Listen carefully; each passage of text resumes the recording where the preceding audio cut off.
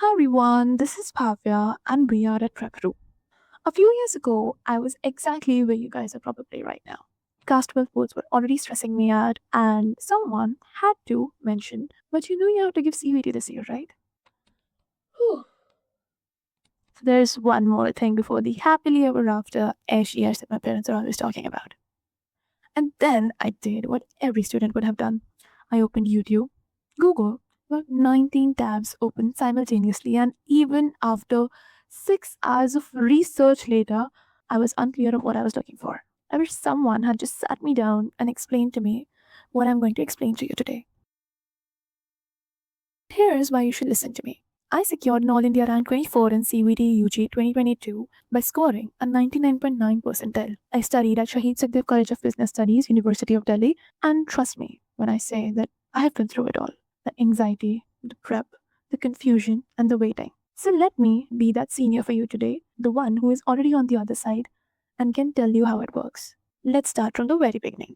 Before CUET came along, which was in 2022, every university had its own thing going. Delhi University had its own cutoff list, Banaras Hindu University had its own thing, etc., etc. And these cutoffs were based on your class 12th board percentage. And here's where it got genuinely unfair.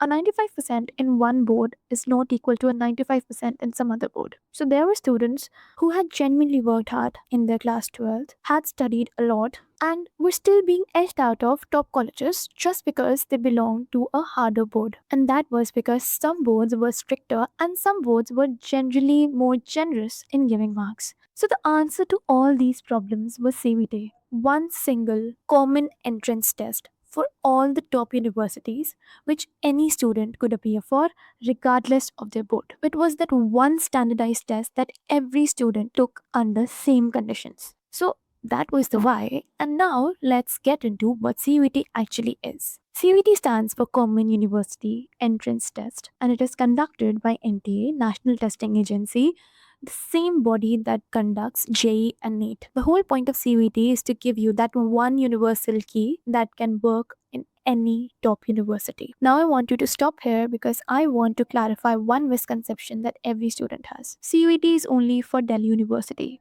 No. CUET is not just for Delhi University, it's just that Delhi University is so much preached alongside of CUET UG that everyone starts to feel that way. And many students think that's the whole picture. It is not. Let me look at some stats here. Through CVT, you can apply for over 280 universities across the country. That includes central universities like Banaras Hindu University, Jawaharlal Nehru University, Jamia Millia Islamia, Allahabad University, Hyderabad University, and then beyond that, state universities and many private deemed to be universities. But yes, Delhi University is the most popular destination and for good reason. DU alone offers around 79,000 undergraduate seats across 69 colleges.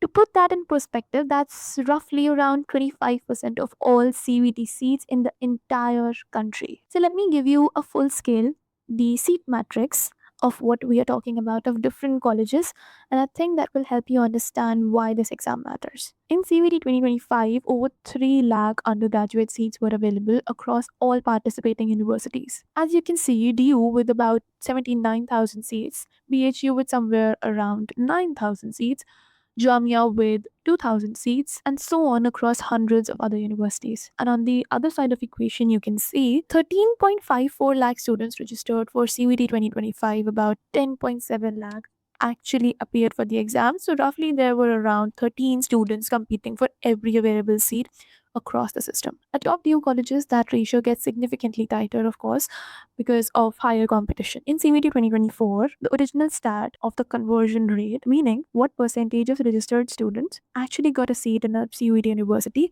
was about 16%. Please know that I am not telling you this to stress you out. I'm just telling because I need you to know that this is a very serious examination and you can't just say that I'll just study later, because later comes really, really fast. And by the time you are aware, all the time would have passed. So please give a lot of attention in your preparation. And please, if you're serious about CVT, then just start. So, how does CVT actually work? CVT is a computer based test. So, you have to go to an official test center to give the exam. CVT is MCQ throughout, no long form writing, no descriptive answers, just multiple choices. And it is divided in 3 sections. Let me walk you through this really quickly. First section is the language test. Most students choose English as their choice of language because that is what they are familiar with, because they have studied that in their class 12th, and that is what the medium of the examination also is. Hindi is also a common choice, but there are many regional languages available as well. So what this section tests is your reading comprehension, vocabulary, and grammar. So you need to be very much comfortable with the language. The second section is your domain subjects. This is what you have studied in your class 12th, and you have to choose your comfortable subjects which are also required by the course you are applying for. For example, business studies, accountancy, history, political science, psychology, physics, chemistry, mathematics, etc. And here is where the subject combination thing also comes into picture, which I'll explain after explaining to you these sections. The third is the general aptitude test, or the GAT. This is the most unfamiliar section for most of the students, and that is why they find it very difficult. But in the real sense, it is really easy if you try studying it once. Might I inform you that GAT is an optional test. Not everyone has to give GAT. For example, if you're going for a course like BA Honors,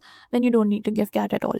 But on the other hand, if you're going for a course like BMS or BBA, then GAT is a must. Now let's come on to the marking scheme. So for every correct answer, you get plus 5 marks, and for every wrong answer, there is a negative marking of 1 mark. And if you leave the question unattended or don't attempt it at all, then you get 0 marks. Now talking about the subject combination. Your subject combination determines if you get the course that you are eligible for or not, and that is why it is highly recommended to look for the correct subjects that are required by your course. If you choose the wrong subject combination in your exam form, then it is going to make you ineligible for the course that you want to pursue. So let me walk you through the subject combinations of the most popular DU courses so that you have an idea of what to look for. So as you can see, for BCom Honors, mathematics is compulsory, but the typical combination most students go for is English plus maths plus any combination of 2 subjects from your domain subjects, for example, accountancy and economics or business studies. There's a second combination that replaces maths with accountancy as the anchor subject. So instead of maths, you go for accountancy. The second is BCom program. It is more flexible. You can do language plus any 2 commerce or arts domain subjects, and then there is a version that where you can substitute one domain subject with the general aptitude test. No strict math requirement here. Third is BA Honors Economics. This is one of the popular courses that students go for. The combination is typically language plus maths plus 2 domain subjects.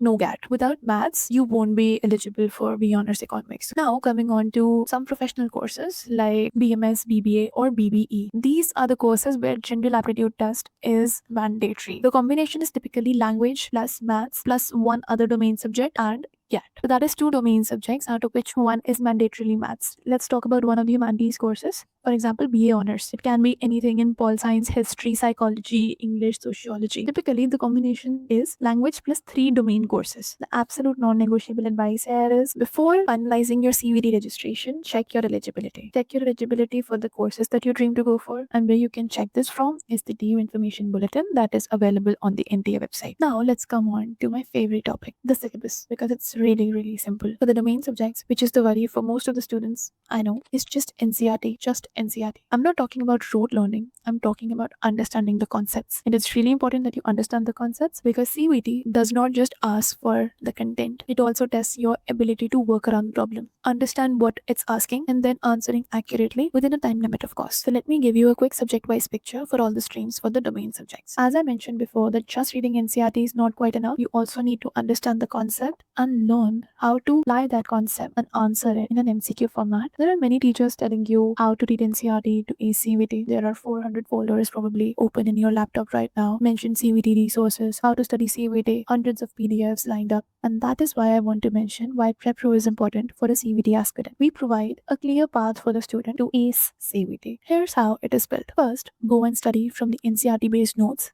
that we have prepared in a clean, structured, and a very aesthetically appealing format. Then move on to the previous year questions, because knowing what they have asked for in the past is the best way to go forward. Then there's topic-wise analysis and the end of PYQs, which helps you understand which chapters carry more weight and which chapters require your attention. Then from there, after understanding your topic-wise queries, go to topic tests so as to make those topics or chapters better. After that, when you have covered all the mistakes, all the topics, and all the chapters from the previous year questions, move on to the full length mocks to build the speed, accuracy, and the exam day composure you need. That is your whole path.